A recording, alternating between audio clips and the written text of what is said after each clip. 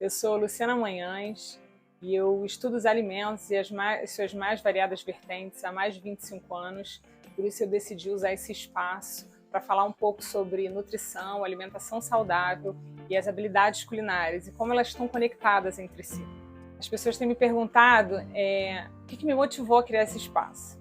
E eu fui motivada por uma frase que eu li num documento chamado Guia Alimentar da População Brasileira. Lá tem uma frase de impacto que diz que o enfraquecimento das habilidades culinárias transmitidas de geração para geração tem favorecido o aumento do consumo de alimentos ultraprocessados. E esses alimentos a gente sabe que têm causado um impacto negativo muito grande na saúde da população. Então eu entendi que a gente precisa ajudar as pessoas a desenvolver suas habilidades culinárias, porque de alguma forma isso vai resgatar alguma coisa que a gente vem perdendo de geração para geração. Ainda sobre a influência do ambiente alimentar na construção desses hábitos alimentares, você já parou para pensar como o local onde você vive fala muito sobre como você come? Você mora numa região onde você tem fácil acesso à aquisição de legumes, verduras, frutas frescas. No local onde você trabalha, você consegue comprar para se alimentar alimentos saudáveis, preparações saudáveis ou não? Então, são reflexões que o indivíduo precisa fazer no seu entorno, né?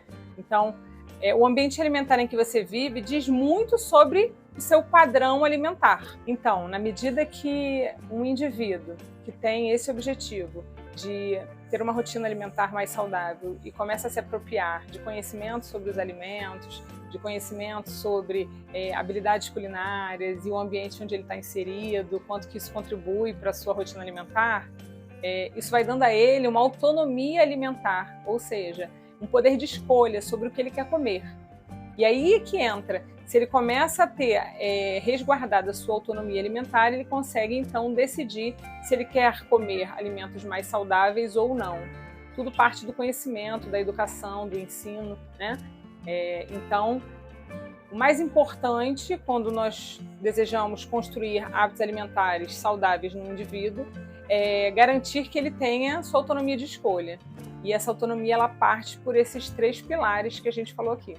Fazendo uma reflexão sobre isso, eu consigo perceber que para construir bons hábitos alimentares em um indivíduo, nós precisamos construir nele alguns pilares muito importantes. Entre eles, a gente começa a falar sobre o conhecimento do alimento, né? Então ele precisa conhecer os alimentos, as suas variedades, as suas formas e aplicabilidades, precisa ser da rotina dele, conhecer a maior variedade possível, né, de alimentos.